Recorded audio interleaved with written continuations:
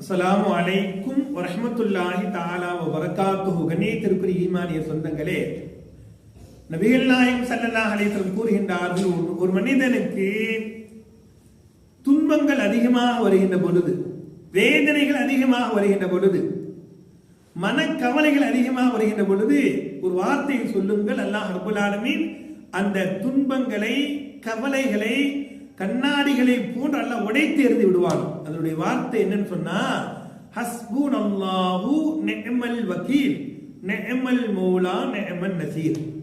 ஹஸ்புனல்லாஹு நிஅமல் வக்கீல் நிஅமல் மௌலா நிஅமன் நசீர். இந்த வார்த்தையை நீங்க மனம் உருகி துருகின்ற பொழுது உங்களுடைய துன்பங்கள், துயரங்கள், வேதனைகள், கஷ்டங்களை, கவலைகள் எல்லாம் நீக்குவதாக நபிகளார் பதிவு செய்கிறார்கள்.